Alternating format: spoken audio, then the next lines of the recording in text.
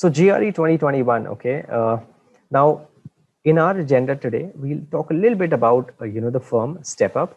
We will talk about what are the advantages, right? And what are some of the things that you should consider, right, when planning to study abroad.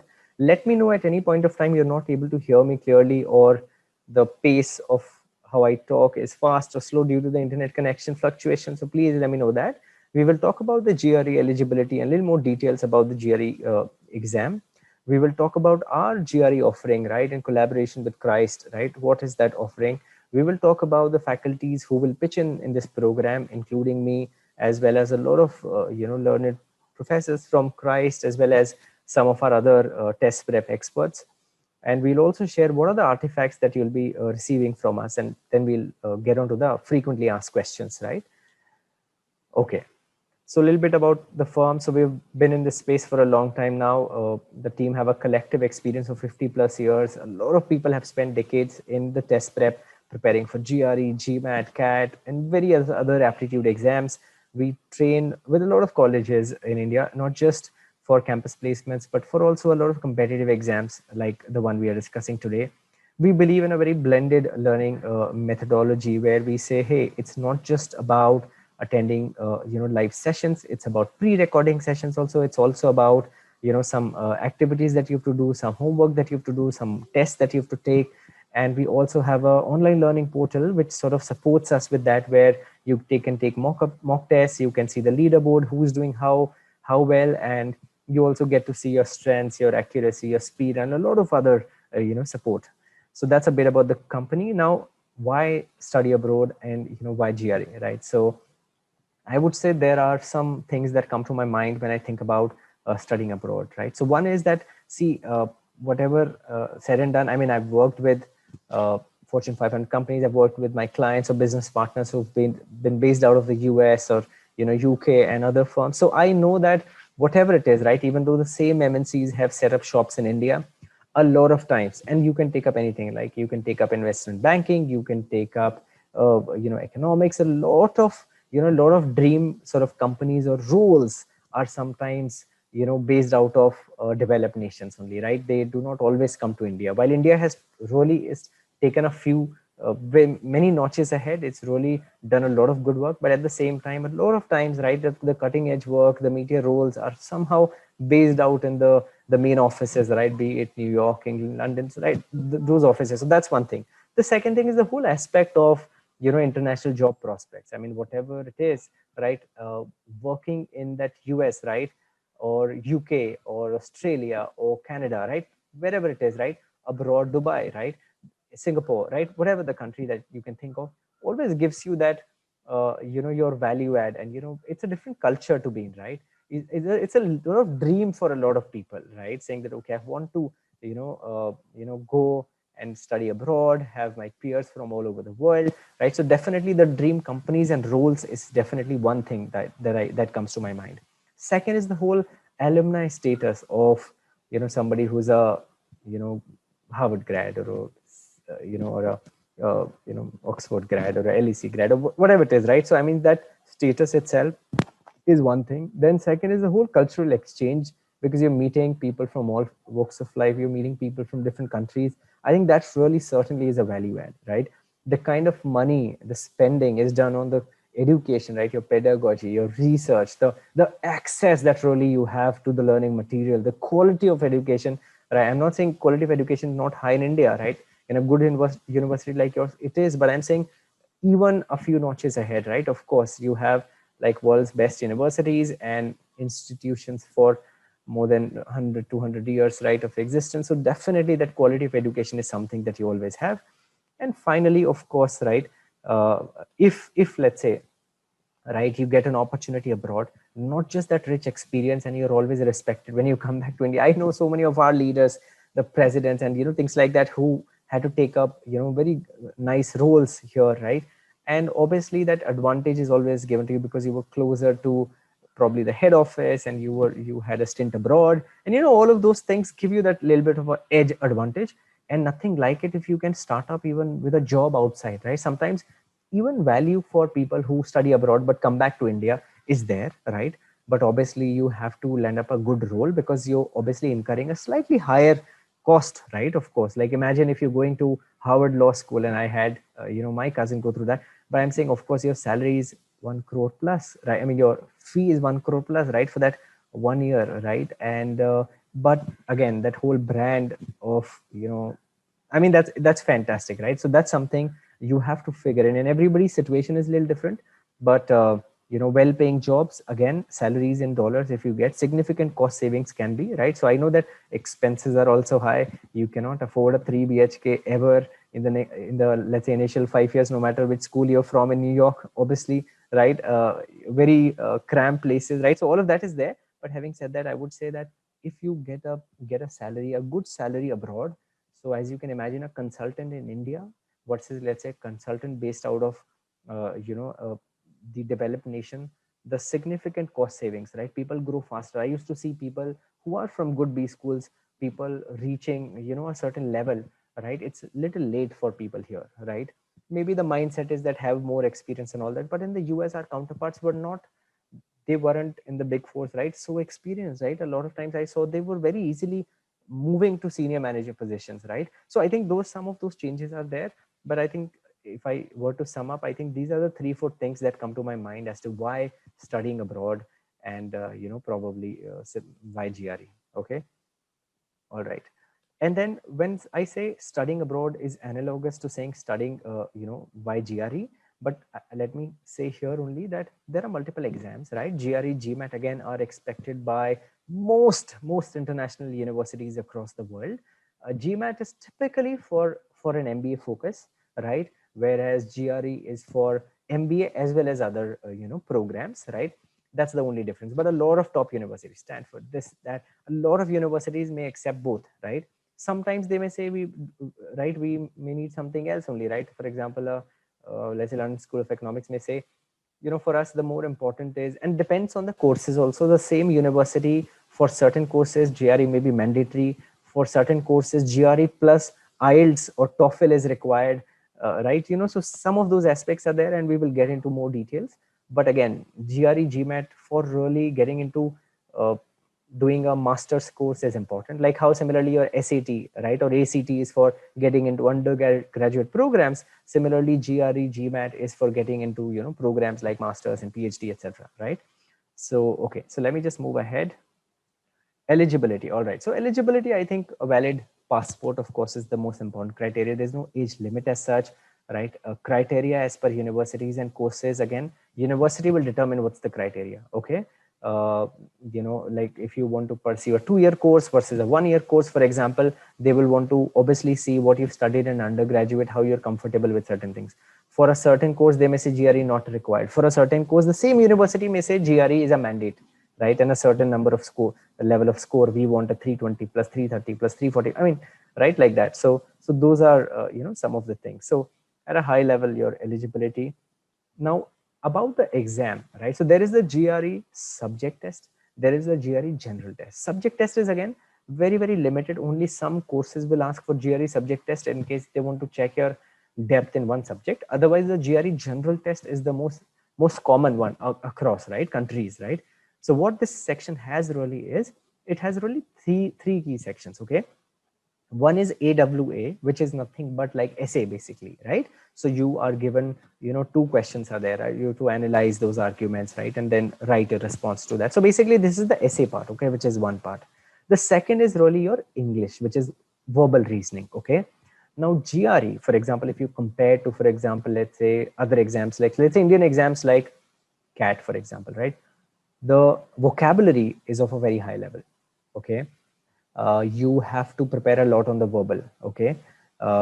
Maths is also getting tougher now, but you can still say that it's not as tough as CAT maths, okay? CAT maths is easier, okay?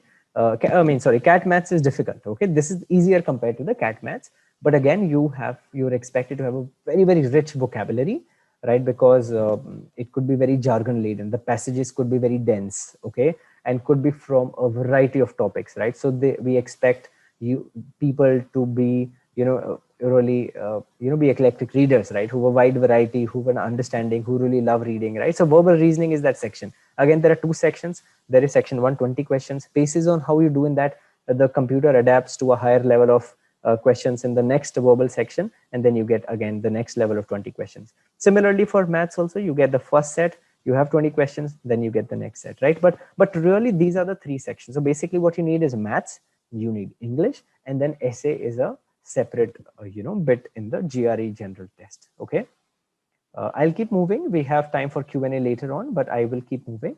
Very quickly at a glance, right? What is really the quantitative reasoning, what it entails, right? So arithmetic, right? Arithmetic is something that they know people are coming from all walks of life. So arithmetic, basic, right? Your numbers, your percentage, your average, time and speed distance, time and average, all of that arithmetic. Algebra, right? So for example, again, quadratic equation, linear equations, right? All of that.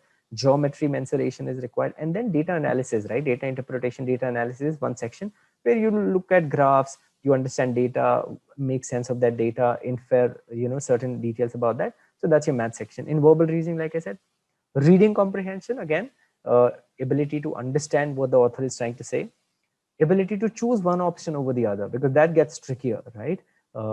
Critical reasoning, right, is one area, right? Sentence equivalence, right?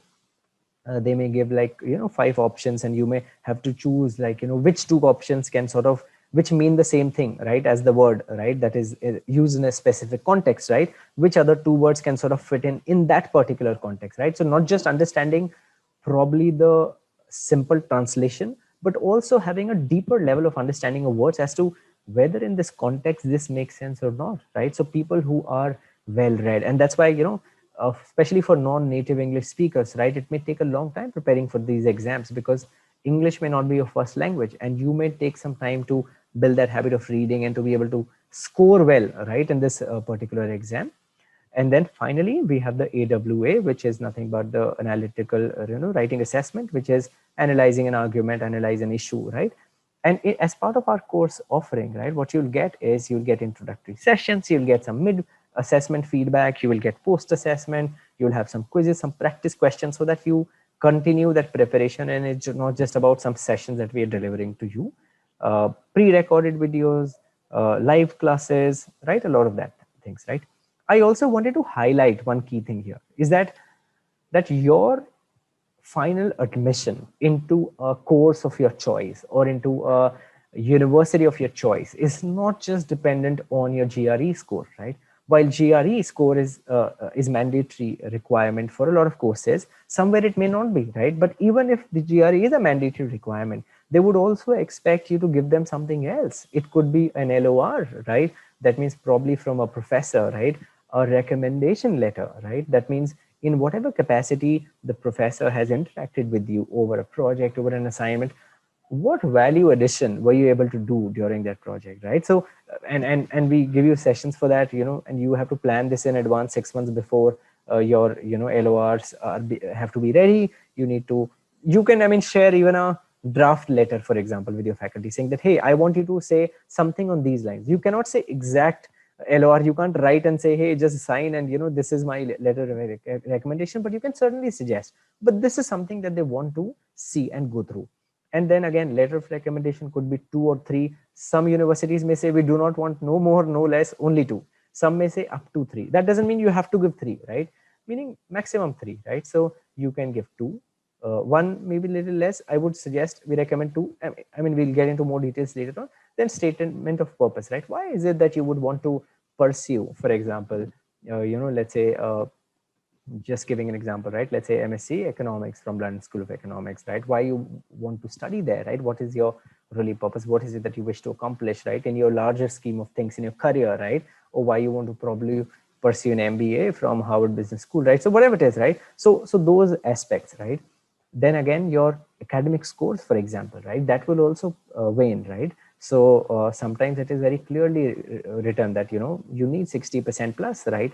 Somewhere they would just ask you to share transcripts, right, of your universities, whatever scores you've got, and they will factor in a lot of those things. Somewhere they may also say IELTS and TOEFL mandatory. Somewhere they may, IELTS and TOEFL is again a very basic exam. It's just that they want to make sure that, hey, people who are coming from countries where English is not your first language, we want to make sure that you're comfortable in the language of instruction, right? So for example, what if you're undergraduate, they need to make sure that you studied in English and that was the primary language.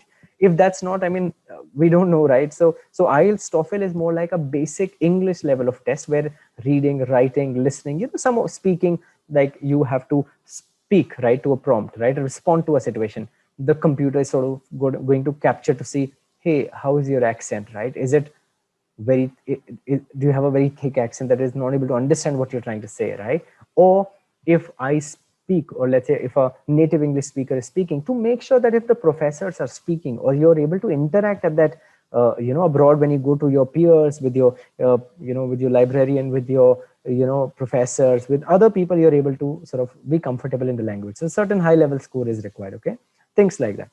Okay, so let me also, and I have some of these aspects, right? But before I go there, let me just share, to show you exactly, right, uh, how this is. So just give me a moment. Let me just share my screen.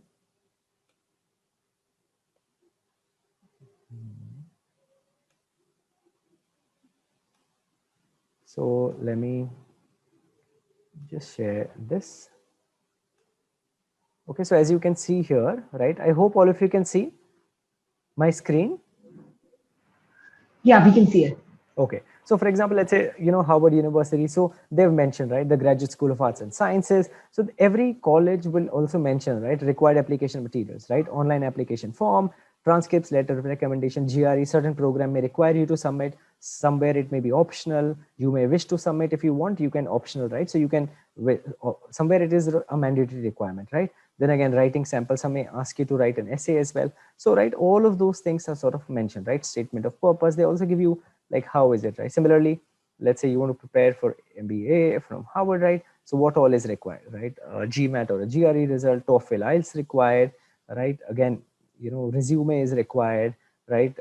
Some recommendation letters you have to prepare, right? Sometimes you may have an interview, mostly you may not have, right? Again, application status. There's a, they also give you tips, right, as to how long the resume should be, what it should have, what it should not have, a lot of other details, right? Information. Similarly, let's move to another university. Let's say London School of Economics, right? So again, they may have multiple programs. They may say, hey, for this program, we want this to be done, right? This is the fee, £30,000, whatever, right? Approximately, this is the GRE is required for all applicants, right? For example, here mentioned, right? And for this particular program, it's a 22 months full-time program. There could also be a 1-year program that the university may have, right? Then you may say, okay, how do I apply? Am I eligible to apply? All of these. Do I need a GRE? All of those details are sort of mentioned, and we will discuss that. But I just wanted to highlight this in front of everybody.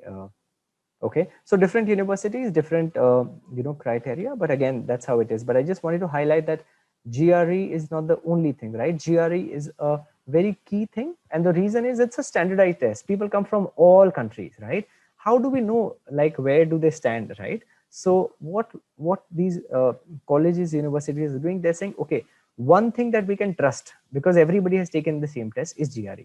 So that's how it's made a standardized test where they can really plot everybody, and then they say, okay, now this makes sense. This gives us enough proof, because I don't know, right, in a certain system of education 90% is good enough. A certain education, it may be just average, right? So things like that, right? uh, then again, GRE offering. So what is it that we are offering, right? So minimum 60 hours of live sessions, right?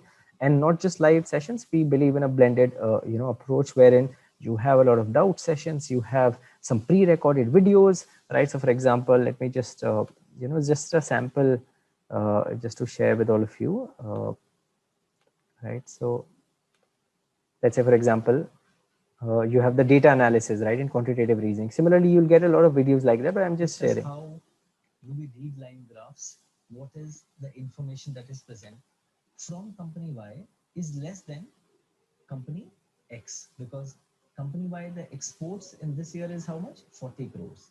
Whereas for company X, the blue line is 60 crores. Whereas for company Z, this is 90 crores. So this is something that we should understand the data. So similarly, we can understand the data and we can just solve the questions.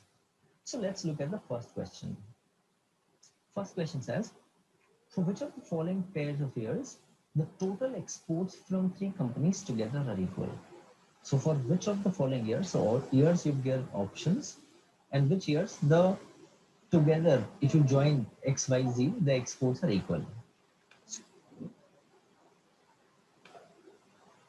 So I just wanted to highlight that you have access to, pre-recorded videos as well, right? And of course, then mock tests, right? A dashboard where you get to see how you're doing, right?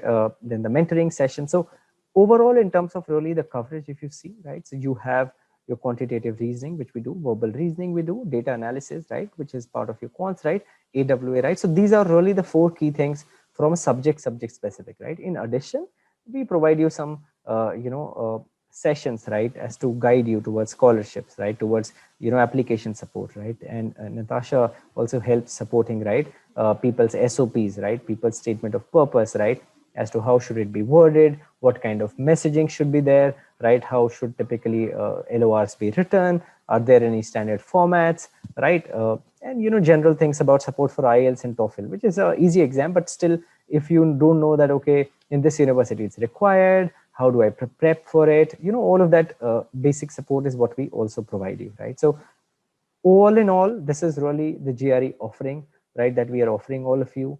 So that, okay, if I have any doubts, you can always reach out to us, whether it is one-on-one sessions, whether specifically interview preparation for your profile, right. All of that support is something that we are going to provide you. We'll also recommend you books, right, word list, right, Barron's word list, this book, right, will tell you that, okay, you all have to buy, the official guide. We can provide you, right, we will also share, of course, with you material, right, for every session, for every topic, right. We will also, in addition to the sessions, all this reading material that you'll have to go through, right, that you'll have access to. So all of that is something that you'll have. And then, of course, right, you have expert faculty supporting you, right, people who are aptitude trainers from top colleges in India, people who've scored 99 percentile in CAT, and Dhruv, Prakash, we have trained hundreds and thousands of students, right, for various exams, right, GRE, GMAT, right, CAT, ZAT, right, IAS, and a lot of other aptitude exams, right, in the test prep industry. So we just wanted to share that. We also have with us the excellent support of Christ faculties, right? So we have, people supporting us on both on mathematics and as well as, your essay and your verbal sessions, right, as well. So we just wanted to highlight with you that, right? So you get sort of, material, digital copies of everything. You get access to our online portal, you get videos, you get, even you get, these live sessions. And in case you miss a live session, we also, in those cases, provide you recording of those sessions, right, in case you miss it. But that's really all the support that you have from us, okay? Uh, Additionally, what you so yeah, so this is really about our offering. There are some FAQs, and I know that there may be some questions from your side, so we'll give you some time.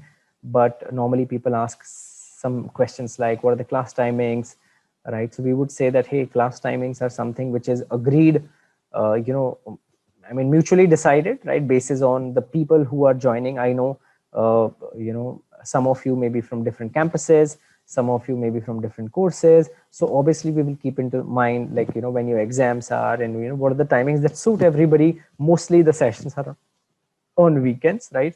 And, we share with you a lot of those aspects, right? GRE application cost, all of these questions is what we typically, help answer.